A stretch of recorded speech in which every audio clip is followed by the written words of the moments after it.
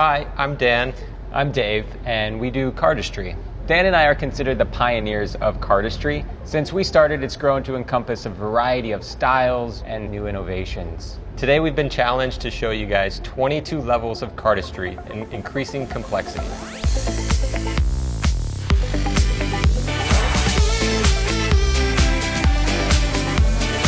Cardistry is the art of manipulating playing cards. It has roots in the sleight of hand card magic world, and it was a small flourish used to accentuate an effect. We've decided to define complexity based on number of packets, speed, and technical skill. There are so many cardists who would have approached this differently, and this is just our interpretation of the challenge. It's important to exercise the fingers. We have this finger exercise we like to do. This is great to loosen up the joints and get right into it. So before we get into the levels, we'd like to go over a few basic card handling moves. Dealer's grip, end grip, straddle grip, all around square up, reverse all around square up, swing cut, swivel cut, one hand fan. You got that? Let's begin.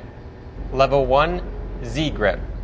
The Z grip is an extremely basic grip in cardistry used for many different flourishes. To execute the Z grip, hold the cards in dealer's grip in your left hand. Come over with your right hand and place your thumb at the back end of the deck. Place your middle finger at the top side of the deck. Lift up 1/3 of the cards with your middle finger, pivoting it off your thumb. Now lift up another third with your thumb, pivoting it off your index finger, and that's Z grip. So the most important thing to keep in mind is an even distribution of packets. If you don't peel off an even amount of cards and you get one card in the middle or a few cards in the middle, performing the cardistry trick might be a little more difficult. Variations of the Z grip are reverse Z grip and the alt Z grip. Going into the next level, we're going to try to increase the complexity by only using one hand.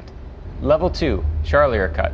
The Charlier cut is a one-handed cut. To begin, you want to hold the cards in dealer's grip. You'll notice this becomes almost a straddle grip. From here, though, you want to curl your index finger underneath the deck, and you're going to use your thumb to lift up half the cards. As you lift up half the cards, your thumb slides down the top packet. Once it's around center, your index finger pushes up on the bottom packet until it clears the edge of the top packet, and everything comes back together again. The most important thing I would say is having that little finger at the back edge of the deck. You need that little finger support to keep the cards together.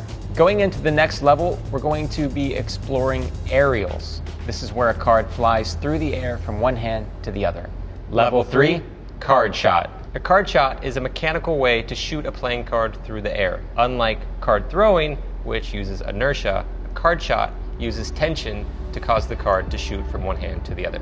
To execute this card shot, hold a single playing card in your right hand between your thumb and your middle finger. Push down with your middle finger, causing the card to bow like a bowl. Now you're going to apply tension by pushing the thumb towards the palm of your hand. You're going to keep doing this until the card flicks off the thumb, and this is what causes the card to spin. It's actually pivoting off your middle finger. This is a knacky move. It's going to take trial and error. I would say it's also important to take this slow.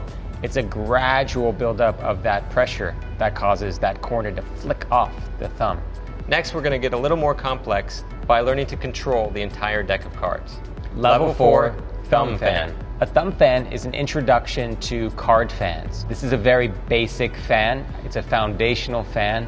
It's also, I would say, one of the more beautiful fans, as you can actually display every single card in the deck with enough practice.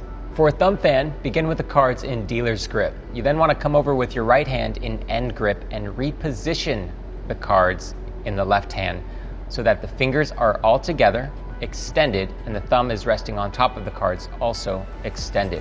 You now want to use your right thumb in one single continuous motion, a semicircular rotation of the card. And as you do this wiping action, you'll notice that the cards fan, and there you have the thumb fan. Going into the next level increases complexity by combining gravity, inertia, and the nuances of finer finger mechanics. Level 5, pirouette.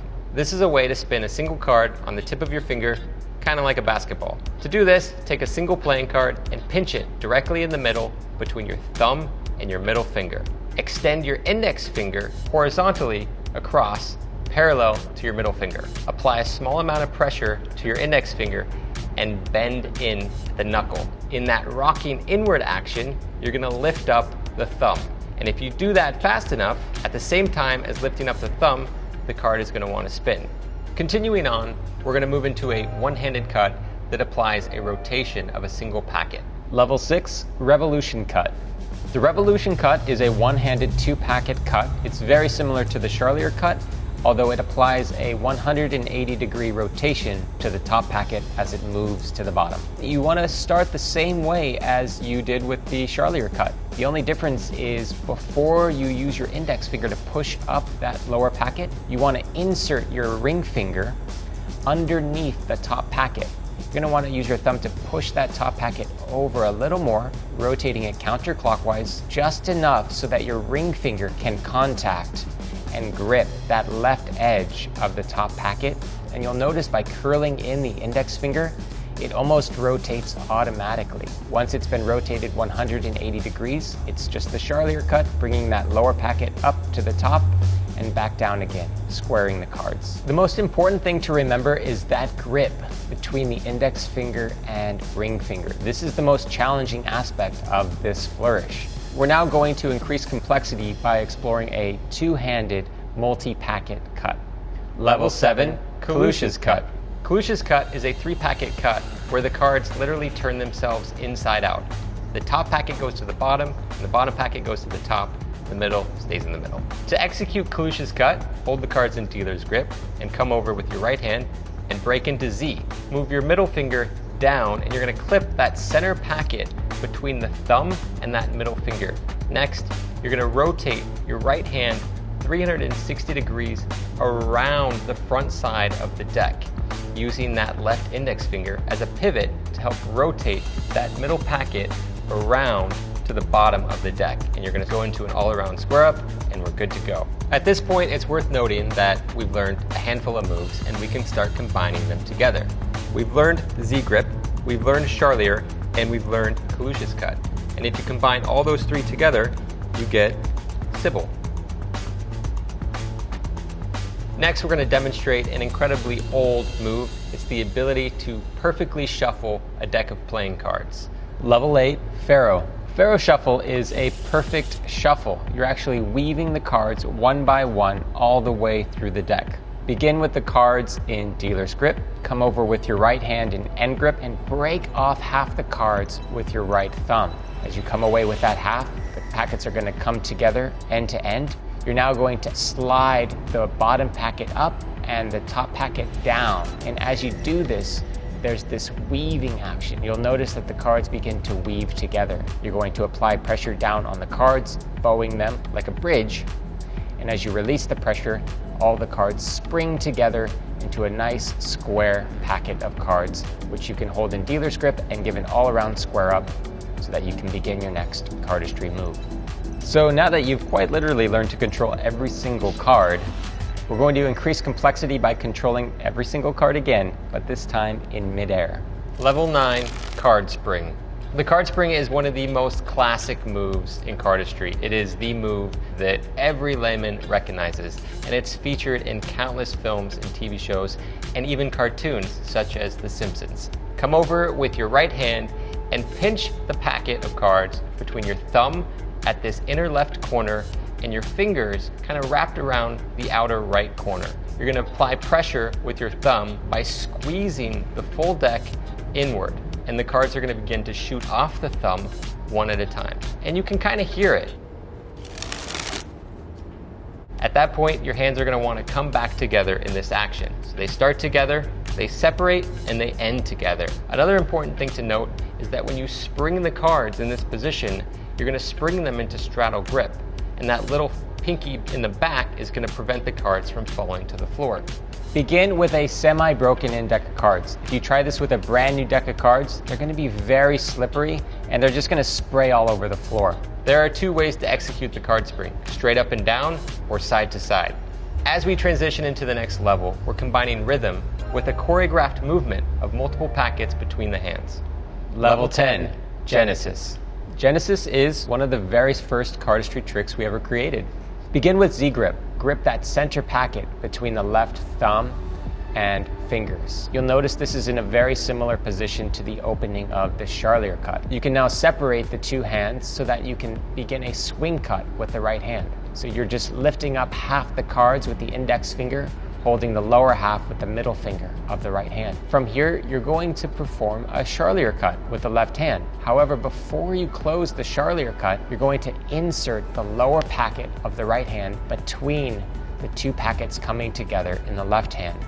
Lower the fingers of the left hand down, tilting the left edge out and away from the palm. This opens up the palm and allows the bottom packet of the right hand to be dropped or placed down into the left hand palm. Lift up the packet gripped between the base of the thumb and the right middle finger so that you've now squared the bottom two packets. From here, you're now going to pinch this center packet between the right middle finger and the right ring finger. Continue rotating this packet all the way over end for end until it's face down on top of the deck. As we move forward, we're now combining packet cuts with aerials and fans. Level 11, Mary Jane. This is a multi-packet cut where a packet literally flips 360 degrees in the air. So let's break into Alt-Z grip, rotate these top two packets to the right, grab that center packet between your thumb and middle finger. Once that packet is grabbed, you're going to rotate the bottom and top packet forward around that center packet and back on top. Come over with your left index finger and perform a swivel cut with that top and bottom packet. Perform a Charlier cut, but don't square the cards. With this right packet, perform a one-handed fan. Stick the outer edge of that fan into those two packets in the left hand. Continue tilting the fan to the right. You don't want to flip it, just use gravity. So that packet falls, pivots off the thumb, rotates 360 degrees, and lands in the left hand. Square the fan on top of the deck, give the deck an all-around square, and you've just completed Mary Jane. So don't toss the packet, just let gravity do the work. If you toss the packet, cards are going to the floor. Going into the next level, we're getting into a new concept, running cuts, but with one hand. Level 12, one hand running scissor cut. This is an introduction to scissor cuts. It's a two-packet cut where you're dropping one packet on top of the other consistently until you have no more cards. So you're going to start in a modified straddle grip with the cards held in the left hand, and your thumb is going to come over and pick up as many cards, I would say about 4/5 of the deck. You're now going to lever these cards all the way up until it clears the top packet of the deck. Once it clears, you're going to bring it back down the same way you lifted it up. You're going to use your thumb to drop a small packet off. And then you're going to repeat the actions again and again and again. I would say 4 or 5 times until you have no more cards, and then you complete the scissor cut. The most important thing to remember is keeping the packets consistent. So when you initially lift up that packet from the bottom of the deck, I would say around 4/5 of the deck. If not, the cards are going to flex too easily. They'll start to bow one way or the other, and that's when you get into problems with cards flying out and falling onto the floor. Level 13, Worm. The worm is a really unique trick in that it uses a kinetic type motion combined with a really cool 5-packet display. So let's start with Z grip. Rotate the packets in opposite directions as you tilt your hand into a perpendicular plane to the floor. Your index finger of the right hand is going to push the top card forward, and this is going to give you this beautiful square display. You can rock these cards back and forth by moving your hands in opposite directions. In this inward position, your left thumb is going to position itself on the back of this packet. Drag that single card up and clip it between those packets. Your left thumb can come over and clip this packet and extend everything in this beautiful 5-packet display. Believe it or not, pushing off that single card is pretty knacky. It's going to take some practice. Level 14, Carnahan fan. The Carnahan fan is a one-handed fan where the cards begin face down and then magically open up into a face-up fan. Begin in dealer's grip and curl your index finger underneath the deck. And you want to curl it so far that the knuckle of the index finger is butted right up against the base of the thumb. Let's curl the index finger out and then immediately curl it back around the top of the thumb. And to close it, you can either reverse the actions for a one-handed close, or for a simpler method, just come over with the opposite hand, square all the cards together, and give it an all-around square up. For the next level, we're going to combine tricks we've already learned, as well as advanced mechanics and an aerial from one hand to the other. Level 15, Molecule 2. Molecule 2 is the opening and closing of packets, revolving and spinning around each other with an aerial in between. Molecule 2 starts with a modified version of the Z grip, with the finger on the corner instead of the front edge. From here, you're going to revolve that lower packet to the middle. At the same time, you turn the top packet face up, but flip it back face down on top. This leaves us with that center packet sticking out between the top and bottom packet. Revolve this packet 180 degrees around, and then flip it end for end over so it's back on top in this sort of Charlier type position. From here, you're going to grip the top packet and revolve half of that packet 360 degrees over into your right hand end grip. Now you're going to execute a revolution cut with your left hand. At the same time, flip this right hand packet 360 degrees in the air from one hand to the other between those two packets, and everything gets closed. Level 16, Kryptonite. Kryptonite is a one-handed multi-packet cut. It utilizes the Charlier and revolution cut, which we've already gone over. Begin as you would for a revolution cut. You're going to use your index finger instead to split the top packet in half. You're now going to extend the middle finger, ring finger, and little finger out, allowing that top packet to glide or slide down until it falls into the base of the finger. Just ignore that you now have a packet clipped between the middle finger and ring finger, and perform a revolution cut. As that packet revolves around, instead of landing on the bottom, it's going to land on top of that lower packet. You're going to push down on that lower packet with the fingers, the tips of the fingers, to lever that packet up and around the index finger, allowing it to fall on top flush with the deck. So as we move forward, we're advancing along into a more advanced multi-packet two-handed cut. This also ends in a very nice display, which is somewhat iconic amongst cardists. Level 17, 5 Faces of Sybil. Things are getting a little complex. To do this, we're going to break into Z, and then kick off that top packet to break into both Z and Alt Z at the same time. From here, we're going to rotate both hands in opposite directions, similar to Mary Jane. Also similar to Mary Jane, we're going to clip that center packet with our left thumb and index finger. We're going to extend our right hand forward, clearing that center packet, coming back around. We're going to straddle this packet, clip off half of it, and extend. And that's what's going to give us this beautiful 5-packet display. So you're going to want to try to get an even distribution of packets. So 1/5 of the deck in each grip, so to speak.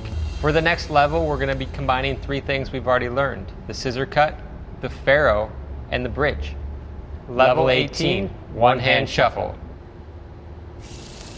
To begin, you want to hold the cards in a raised straddle grip. You're going to break the cards with the index finger, inserting your index finger between the two halves of the deck. This is similar to Kryptonite.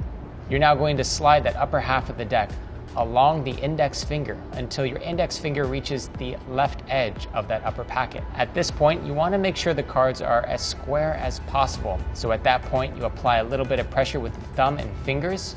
You'll notice that the cards sort of want to flex upward, and as they flex upward, you'll notice that they're bowing against each other. Relax the grip and just sort of rock the tension back and forth until you feel the cards begin to weave together. Once the cards are weaved together, you're going to squeeze the two packets together so that they bow downward, creating a bowl. Relax the index finger, and the cards will sort of spring back into place, just like in a riffle shuffle with a bridge. Level 19, Madonna 2. Madonna 2 is a speed cut that uses simultaneous swivel cuts, swing cuts, and the revolution cut. This one starts with Alt Z. From here, you're basically going to perform a series of swivel cuts and swing cuts, moving packets on top of each other, below each other, and under packets. At this point, you perform a revolution cut, drop that packet on top, and you're left with a single packet held between your left thumb and your right thumb. You're going to sort of kick that packet so it spins 180 degrees and lands on top. For these types of speed cuts, it's important to get the mechanics down to perfection before going into speed. With that said, you do want to practice at a fast pace. It's going to be difficult, but that's ultimately what's going to make the flourish look really nice. Level 20, Leno. The Leno cut is a complex 7-packet display cut where packets are spinning back and forth, one on top of the other and back again. It's this long, beautiful, magnificent display, and then it all comes back together again. Begin with Z grip. However, here, we're gonna do it backwards. Instead of pivoting that packet off the index finger, we're pivoting it off the little finger. You're then gonna lift up with the index finger of the right hand into like an Alt Z grip. Here, you're gonna pick up an additional packet from the bottom packet of the deck. So you're lifting up or breaking off half of that bottom packet with the little finger of the right hand. From here, you start to rotate and pivot packets one on top of the other. That bottom packet held between the index finger and little finger is swiveled around counterclockwise. You're gonna grip a packet between the left thumb and middle finger. What's unique about this, you're opening and closing packets, ultimately getting you to a much grander display. So there's this nice kinetic opening and closing of packets until you finally reach this grand display. And then I'm just closing everything almost in reverse action to opening it. And at the very end, I like to end with Genesis. So we're at a very advanced place right now, and we're gonna get into combos. Level 21, Pandora. So this is the introduction of multiple packet display cuts using seamless transitions from multiple flourishes. This one's nuts. It starts with the opening of 4 packets simultaneously, which transitions into an old cut called Tornado. From here, we're spinning packets around in beautiful choreographed ways, which transitions into a cut we call Crab Shack, again with packets spinning around each other in a chaotic fashion, followed by Molecule 3 sequence to close it off. What makes Pandora so beautiful is that state of flow. You really want to dance with the cards and get that rhythm down. Level 22, Improvisational Cardistry. So improvisational cardistry is the idea of exploring all of these techniques we've learned and coming up with new ways of executing them. It's basically combining everything into your personal expression. Since we started, cardistry has grown into this international art form, and you have guys all over the world doing stuff that as kids we could not even dream of. The fact is there's infinite possibilities with the deck of cards. It's really a personal artistic expression. It's an art form. And so with new people getting into it, there comes new ideas, new innovations, new styles. Yeah, in terms of creativity, the sky is the limit. We'd love to see cardistry get to a point where cardists can make a living doing this. And we are seeing that happen today. It's still a somewhat new art form, but I think in the next 10 years it will get to that point.